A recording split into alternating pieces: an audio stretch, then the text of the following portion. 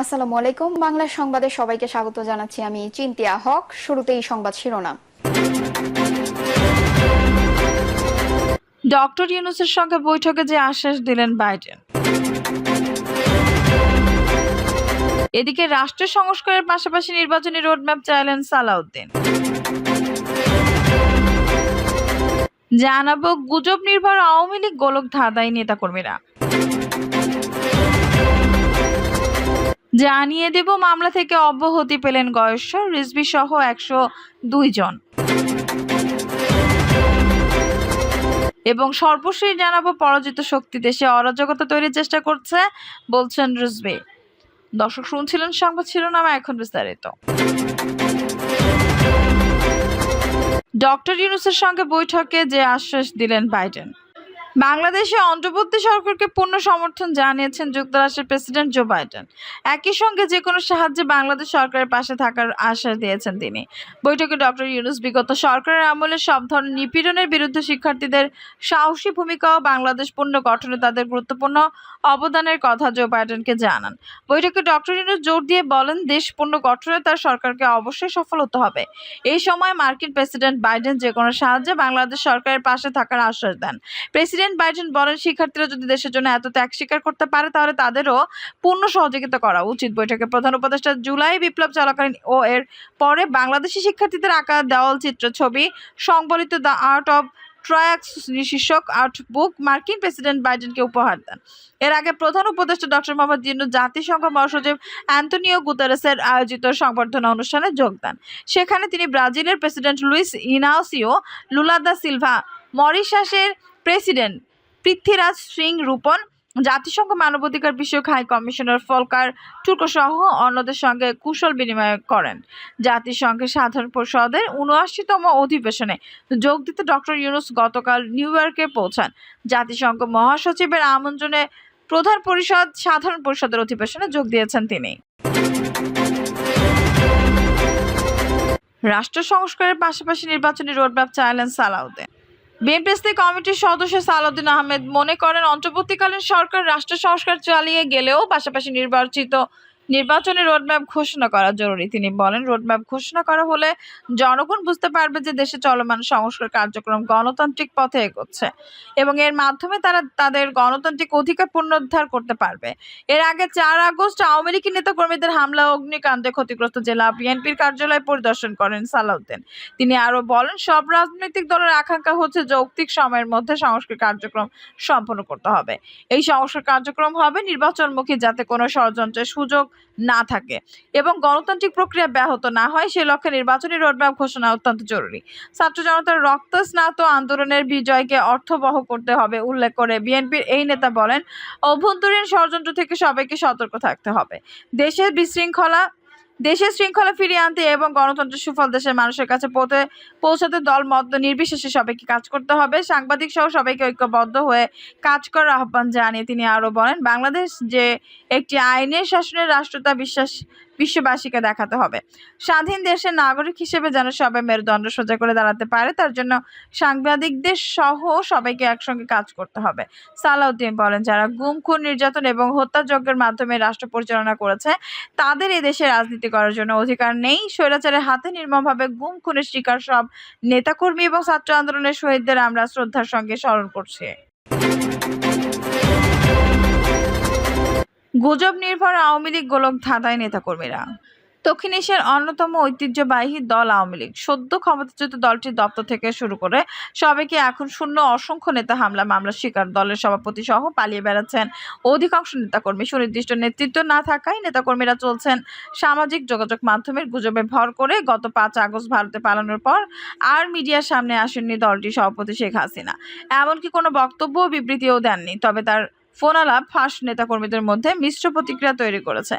দেশীয় নেতাদের নামে বক্তব্য, বিবৃতি ও প্রেস নোট আসছে সামাজিক যোগাযোগ মাধ্যমে, কিন্তু এসবের সত্যতা নিশ্চিত করার মতো মিলছে না কোনো মাধ্যম। নেতাদের কারো কাছে কোনো মাধ্যমে পৌঁছানো যাচ্ছে না। আওয়ামী লীগ সভাপতির ছেলে সজীব অজয় জয় ভিডিও বার্তা দিয়েছেন কয়েকবার, কিন্তু তার দলীয় পদ নেই। তার কথাবার্তায় গরমিল, যে কারণে ইতিবাচক প্রতিক্রিয়া চেয়ে নেতিবাচক প্রভাব পড়েছে বেশি।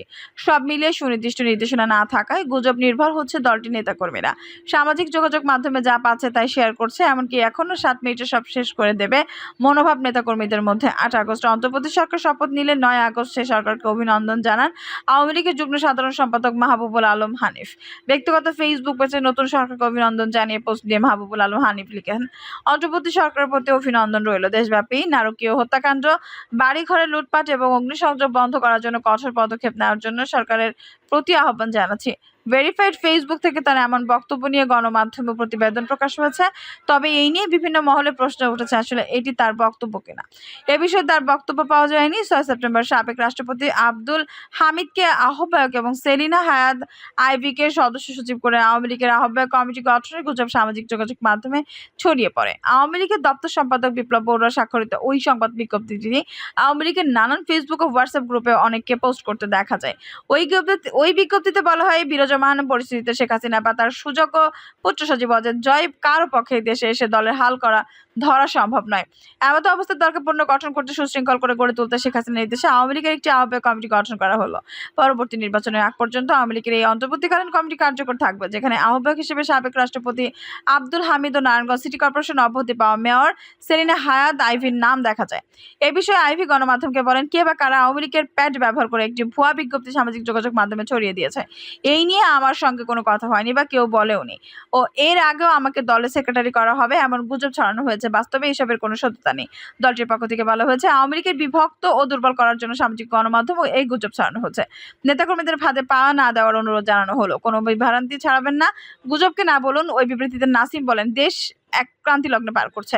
আইন শৃঙ্খলা পরিস্থিতির চরম অবনতি ঘটেছে। আমরা এক মগের মূল্যকে বাস করছি। সারা দেশে আওয়ামী লীগের নেতাকর্মীদের উপর অবর্ণনীয় জুলুম নিপীড়ন নেমে এসেছে। এরপর স্বাধীনতা বিরোধী ও ষড়যন্ত্রকারীরা আমাদের নেতাকর্মীদের মনোবল ভেঙে দিতে পারেননি। তারা আওয়ামী লীগের শিশু নেতৃত্ব পরিবর্তনের গুজব ছড়াচ্ছে। বাংলাদেশ আওয়ামী লীগ জাতির পিতা কন্যা জননেত্রী শেখ হাসিনার নেতৃত্বে ঐক্যবদ্ধ ছিল, আজ থাকবে ইনশাআল্লাহ। 14 সেপ্টেম্বর আরেকটি বার্তা প্রচার হয় আওয়ামী লীগের সভাপতি মণ্ডলীর সদস্য জাহাঙ্গীর কবির নানকের নামে। এটিরও সত্যতা নিশ্চিত হওয়া যায়নি। ফেসবুকে প্রচারিত বার্তায় নানক বলেন, ইতিহাসের ভয়াবহতম নির্মম, পাশবিক ও অমানবিক নির্যাতন নিপীড়নের শিকার হয়েছে আওয়ামী লীগের তৃণমূল থেকে সব পর্যায়ের নেতাকর্মী, সংখ্যালঘু, বিশেষ করে হিন্দু ধর্মাবলম্বী সহ সারা বাংলা স্বাধীনতার সপক্ষের আপমর দেশবাসী মনোবল হারাবেন না। যে যেখানে আছেন সেখান থেকে নেতাকর্মীদের খোঁজ খবর রাখবেন। এই আধার কেটে যাবে খুব শীঘ্রই ইনশাল্লাহ। 13 সেপ্টেম্বর ক্ষমতাচ্যুত প্রধানমন্ত্রী শেখ হাসিনার নতুন একটি ফোন আলাপ ফাঁস হয়। বেলজিয়ামে অবস্থানরত নোয়াখালীর সোনাইমুড়ি থানা ছাত্রলীগের সাবেক সেক্রেটারির সঙ্গে টেলিফোনে কথা বলেন। এতে শেখ হাসিনা দাবি করেন, সাংবিধানিক পদ্ধতিতে যেভাবে প্রধানমন্ত্রীকে পদত্যাগ করতে হয় তা তিনি করতে পারেননি। তিনি চাননি লাশের উপর দাঁড়িয়ে ক্ষমতায় থাকতে, তাই দ্রুত গণভবন ছেড়ে দেন। শেখ হাসিনা বলেন, সে তো জবরদখল করছে, তার কোনো লিগালিটি নাই। উপদেষ্টা বলেন, আমাদের কোনো পদ নেই, মানুষ খুন করে। উপদেষ্টা বলে, আমাদের কোনো পদ নেই, মানুষ খুন করে মেরে একটা সিচুয়েশন তৈরি করে তারপর সে ক্ষমতায় গেল। এ সময় সাবেক ছাত্রলীগ নেতা বলেন, জি আপা, এগুলো আমরা ইউরোপীয় পার্লামেন্টকে জানাচ্ছি। এর আগে তানভীর নামে এক যুক্তরাষ্ট্র প্রবাসীর সঙ্গে শেখ হাসিনা ফোন আলাপ ফাঁস হয়। ওই ফোন আলাপে শেখ হাসিনা বলেন, আমি দেশের খুব কাছাকাছি আছি, যাতে আমি চট করে ঢুকে পড়তে পারি। এছাড়া পুরনো ছবি ও ভিডিও দিয়ে স্ট্যাটাস দেওয়া, আওয়ামী লীগের নির্দেশনা সম্বলিত ভুয়া প্রেস রিলিজ শেয়ার দেওয়ার, সরকার পতনের জন্য মিষ্টির দোকান রেডি রাখুন, অতি শীঘ্রই সুখবর আসবে ইনশাল্লাহ, এই জাতীয় স্ট্যাটাস দিয়ে বেড়াচ্ছেন আওয়ামী লীগ ও তার সহযোগী সংগঠনগুলোর নেতাকর্মীরা। আওয়ামী লীগের ভেরিফাইড পেজের ঘোষণা দিয়েছে, আওয়ামী লীগের প্যাড ব্যবহার করে বিভিন্ন নামে বেনামে নির্দেশনা দিয়ে সামাজিক যোগাযোগ মাধ্যমে বিবৃতি দিচ্ছে কে বা কারা, যেগুলো কোনো ভিত্তি নাই। মামলা থেকে অব্যাহতি পেলেন গয়েশ্বর রিজভী সহ 102 জন। রাজধানীর শাহবাগ থানায় করা বিশেষ ক্ষমতা আইনে পুরনো এক মামলা থেকে বিএনপি স্থায়ী কমিটির সদস্য গয়েশ্বর চন্দ্র রায় সহ 102 জন অব্যাহতি পেয়েছেন। উল্লেখ্য, 118 সালের 31 জানুয়ারি হাইকোর্ট মাজারের সামনে পুলিশের কাজে বাধা ও যান চলাচল বন্ধের অভিযোগে বিশেষ ক্ষমতা আইনে শাহবাগ থানায় মামলা করে পুলিশ। মামলাটি তদন্ত করে 2020 সালের 28 জানুয়ারি বিএনপি নেতাদের বিরুদ্ধে আদালতে অভিযোগপত্র জমা দেয় ঢাকা মহানগর গোয়েন্দা পুলিশ।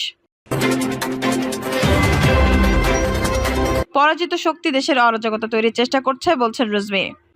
পরাজিত শক্তি এই মুহূর্তে দেশে অরাজকতা তৈরি করার চেষ্টা করছে বলে মন্তব্য করেন বিএনপি সিনিয়র যুগ্ম মহাসচিব অ্যাডভোকেট রুহুল কবির রিজভী বলেন, পরাজিত শক্তি এই মুহূর্তে দেশে অরাজকতা তৈরি করার চেষ্টা করছে। তারা এখন চুপচাপ বসে থাকলেও ভেতরে ভেতরে কাজ করছে, নানা ষড়যন্ত্র করছে, কারণ তাদের হাতে প্রচুর কালো টাকা আছে।